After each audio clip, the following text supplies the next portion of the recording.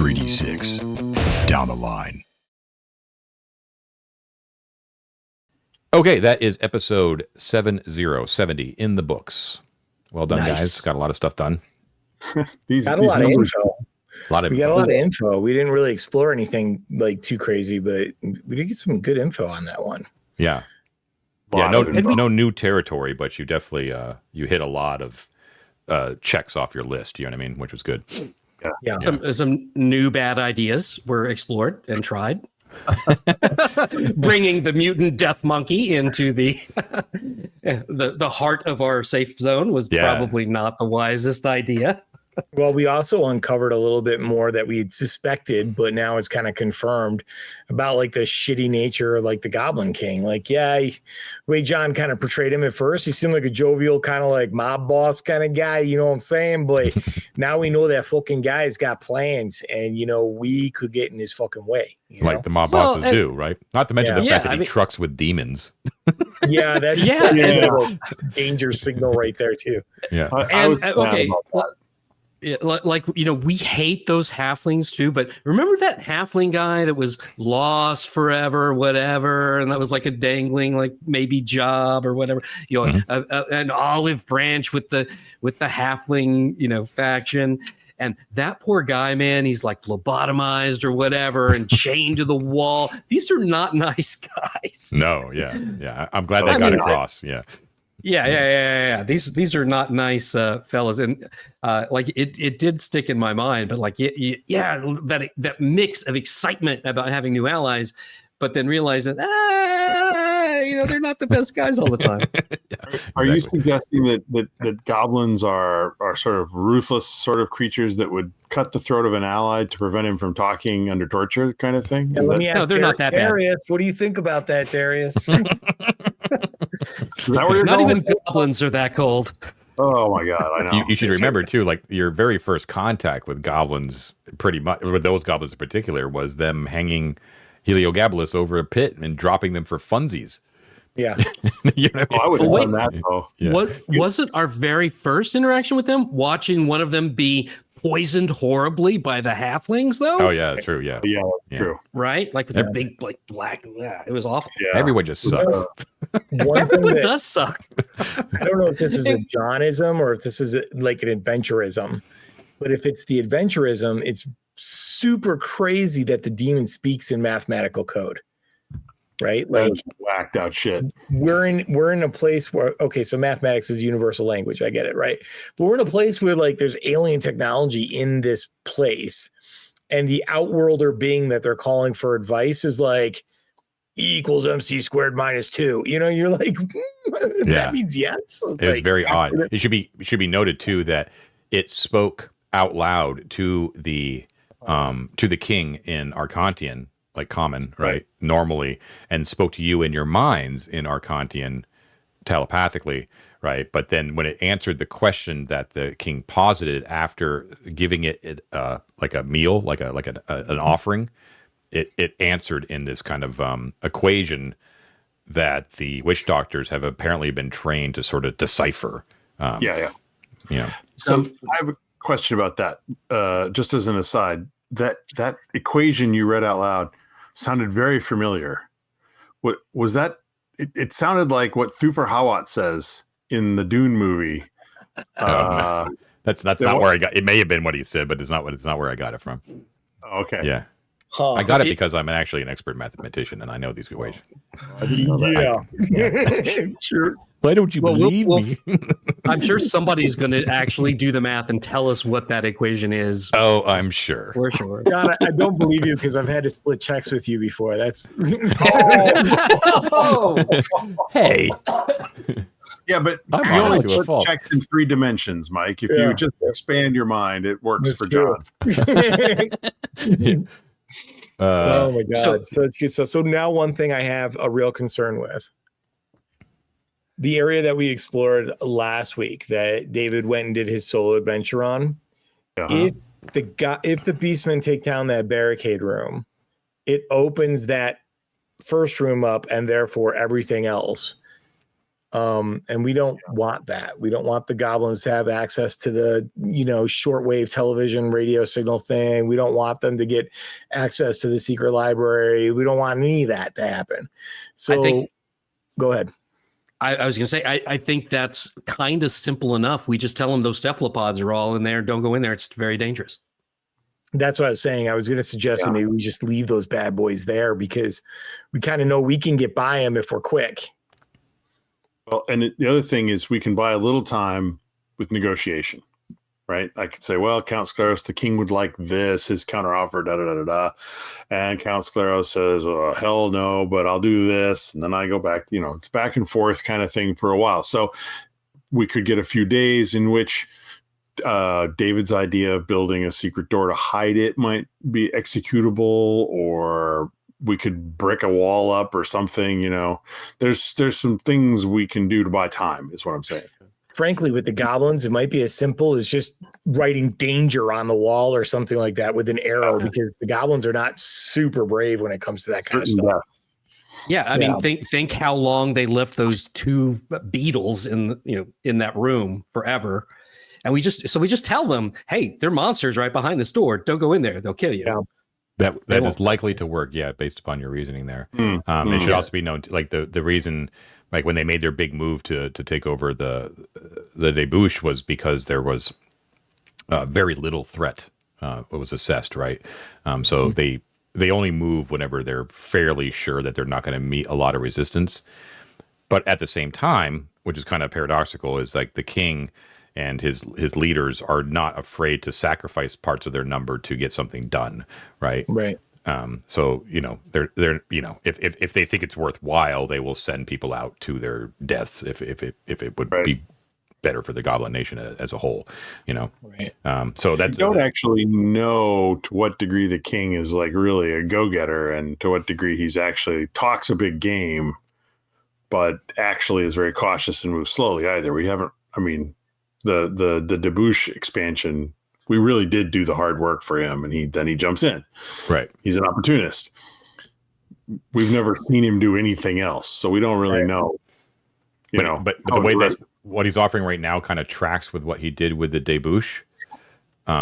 Is basically he's saying, like, if you can manage to allow the goblins to have access without being harried by the beastmen in the Great Hall, right? Because right now that was a sticking point with them, is like, even though the beastmen weren't claiming it, it was a point that the goblins couldn't get past easily because the beastmen would always be watching them right there, right?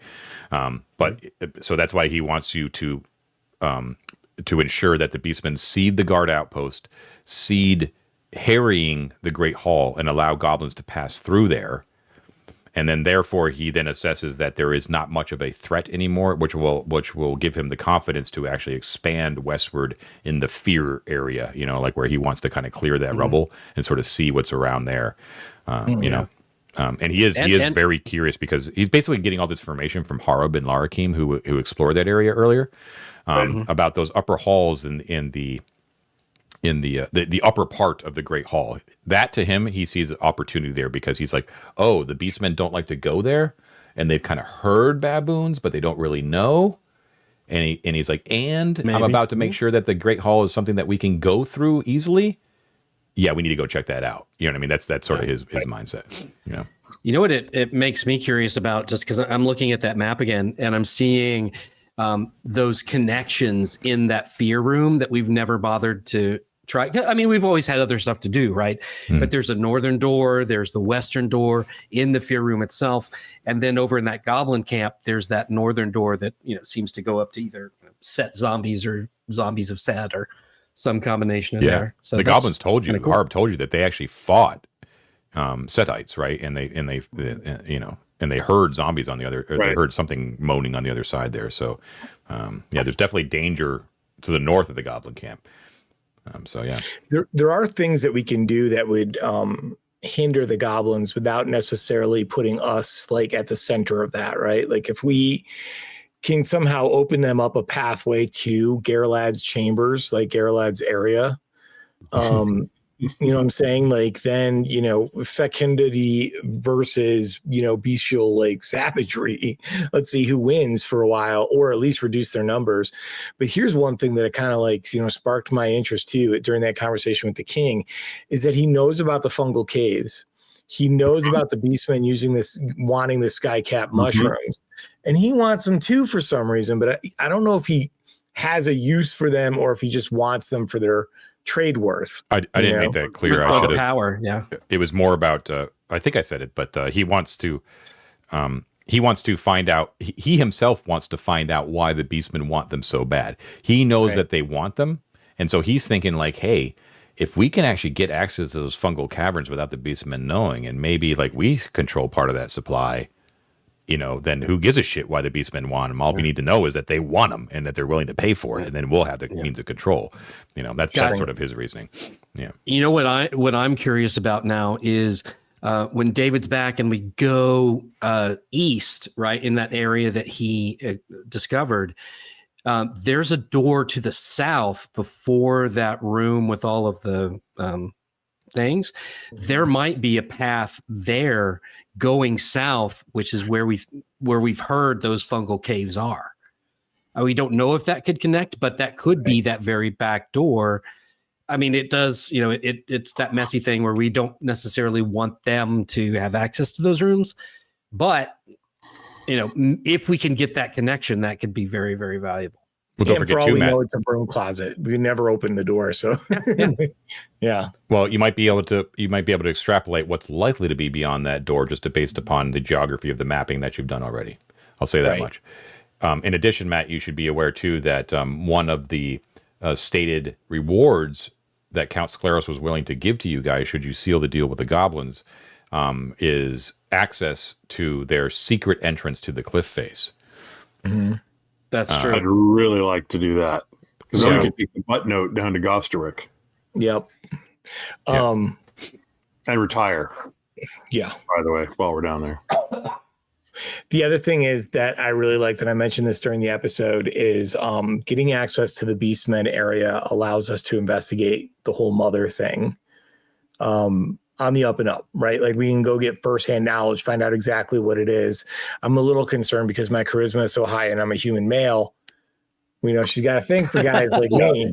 Yeah. She's going to go for Wolfherd. You know it. What did your charisma for Lothar? Take either of you and she's going to merge you with baboons and then you're in trouble. Lothar's charisma is 13. Anyone have a higher than a 13 in the current party?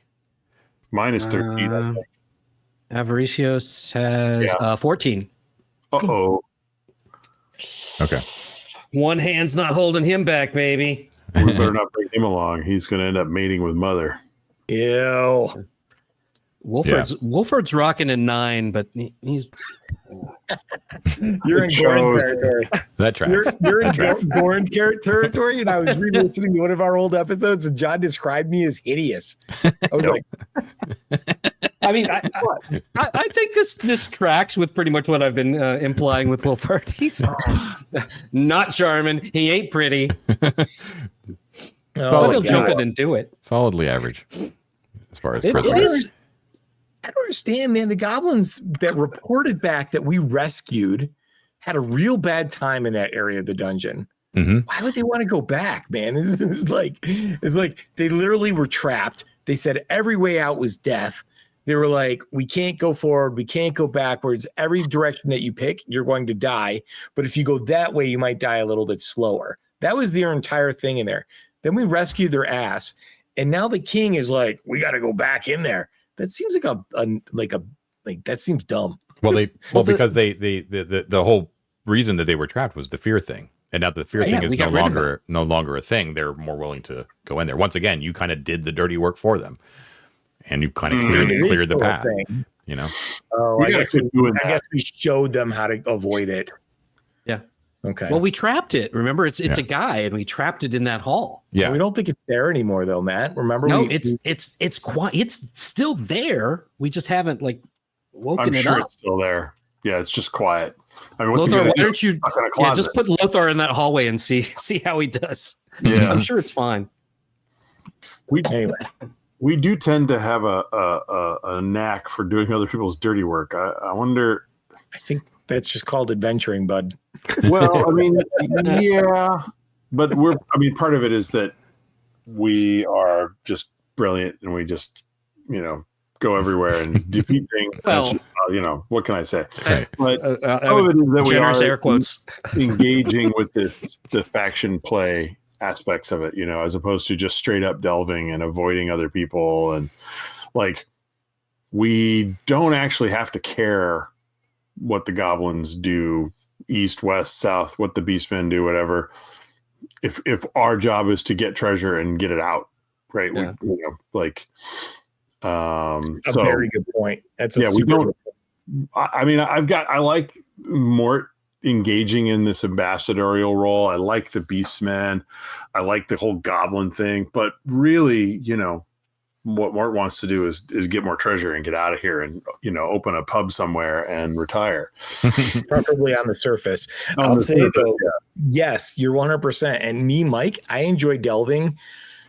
Maybe just a little bit more than the faction play. The faction play stuff is cool, but I do love like figuring out the rooms and the traps and all the rest of that stuff. Absolutely. But the one thing that faction play is what makes it super important is those zones of safety, right? Yes. Like and those are so important. And I can't believe we played for like a year and a half with no zone of safety at all. Yeah. Well, I mean, we had a list of things we were running for our lives for most of it, right? Like it wasn't like we actively decided not to. It was like,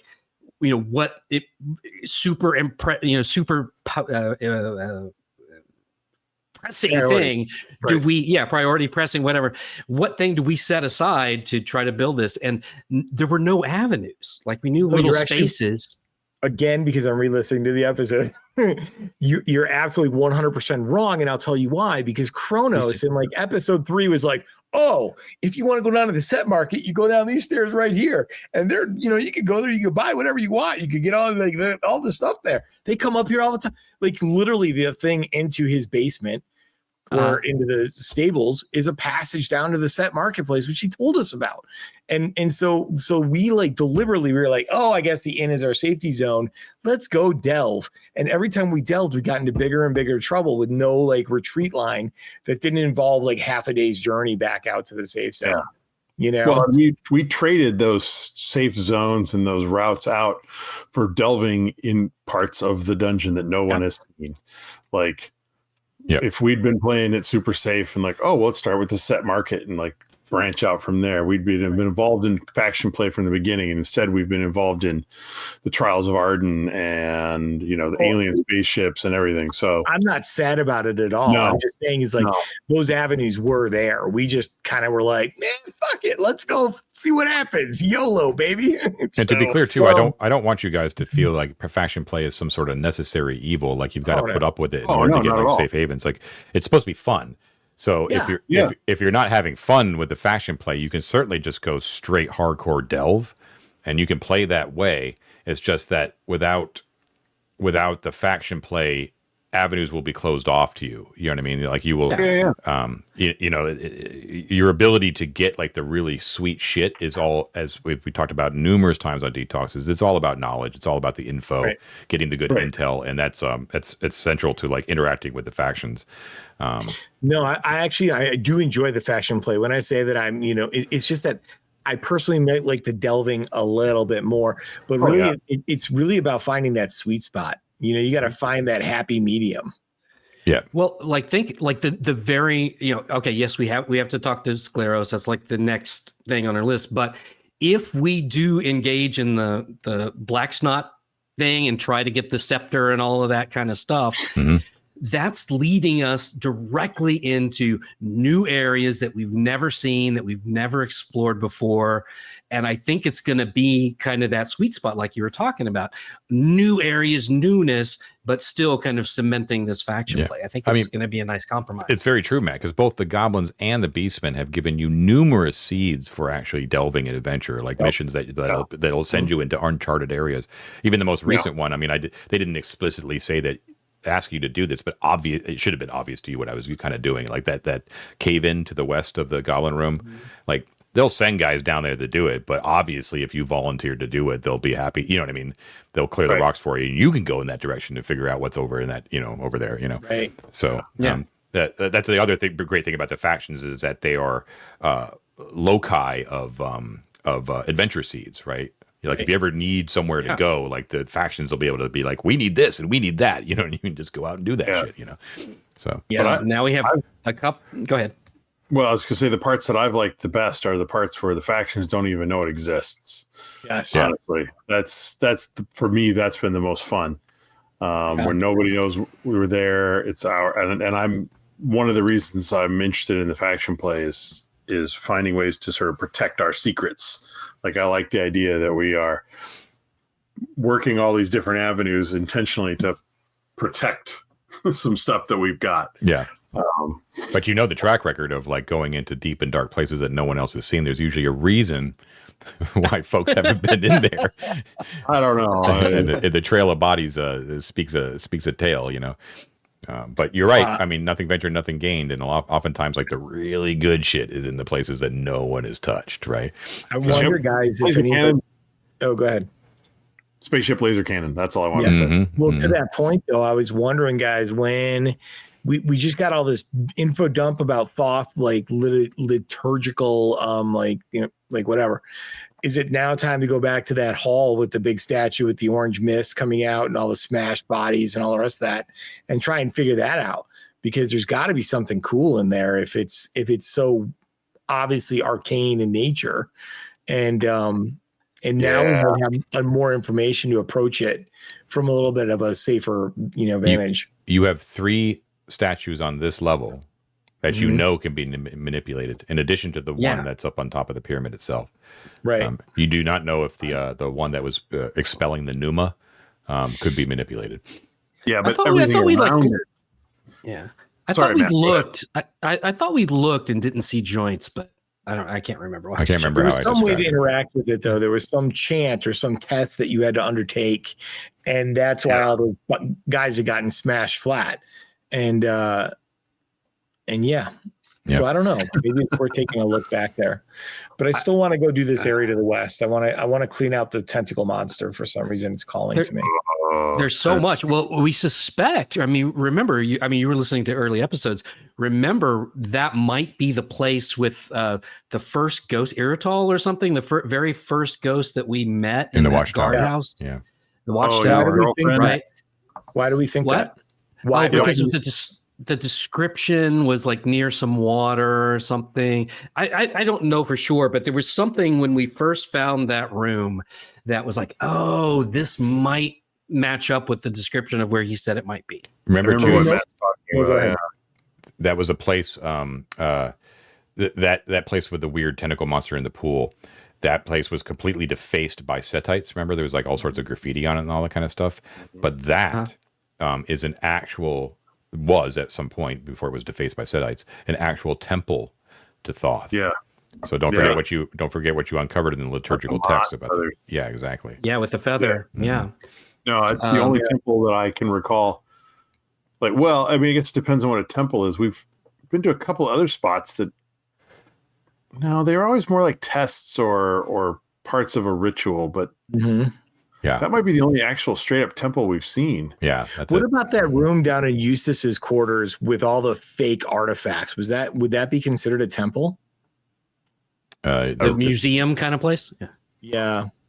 So they had the long tables. Oh, go ahead. But don't forget too that was part of the lost chambers of Arden and part of a cult that worshipped Arden. Her. It wasn't thought at all. You're right. Yeah, it wasn't thought at all. Yeah. Yeah. Oh God, I don't even know if we care about that stupid ring from that ghost, but I just realized if we want to, Avrisos can do locate object and see if it pings. He can just walk down the hallway and see if that ring or whatever pings. What ring? What ring?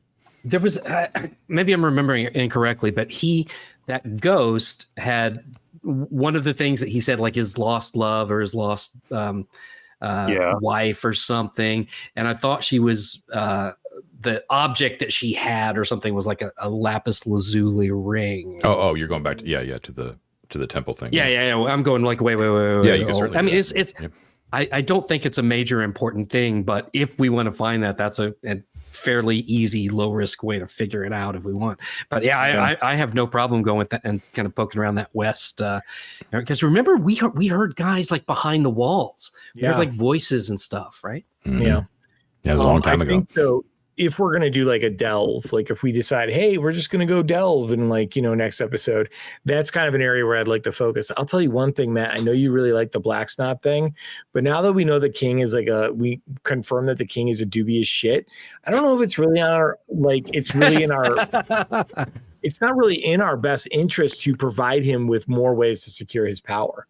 But what about the safe haven though? We have a safe haven, but we have it regardless. But what if but not projecting if he forward, gets like supplanted. if he's supplanted by Gislu or someone else, will you be afforded the same that's Or very much we take this whole Lycion cult that's burgeoning among the goblins, and we use that to consolidate the debouchement level as a pro-Lycion place, and convert them on Lycion.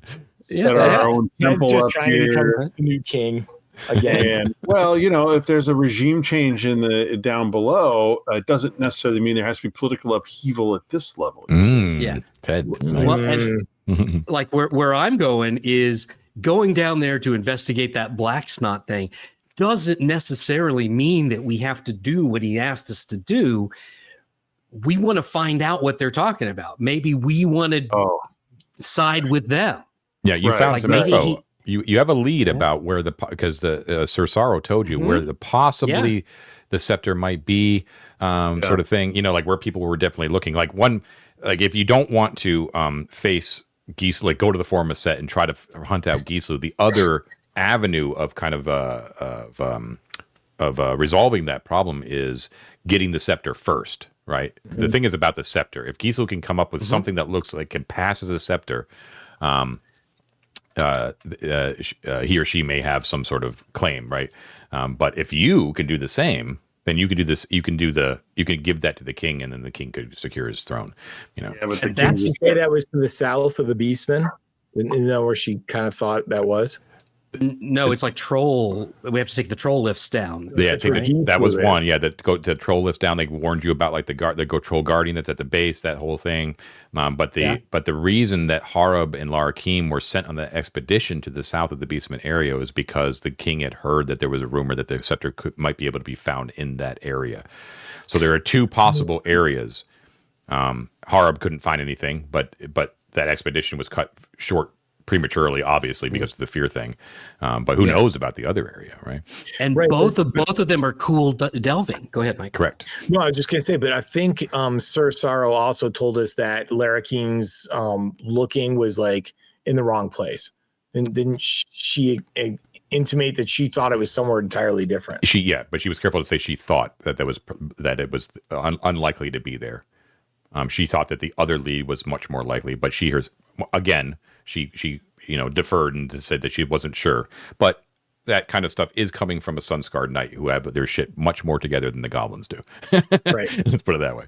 Yeah. Yeah, I like that idea. And here's the main reason why I like that idea. She may be right, she may be wrong, but that is version territory and so cool. Mm-hmm. I want to see the troll lifts. I want to go down and see that. Hell yeah. That sounds so cool. It was interesting that the king basically turned down like someone's trying to take out the trolls, right? That was what that question was to the demon, right? Some Trubiscian battle mages want to use the goblins to fight the trolls, and the demon was like, nah, don't do it. But so there's another faction out there that we have no idea what they are, and they want to overthrow the trolls. Yeah, John. Do we have any clue what those things are? The Prometheans, whatever. You should write that down if you didn't. The Priscian war mages. So Priscian is Priscian.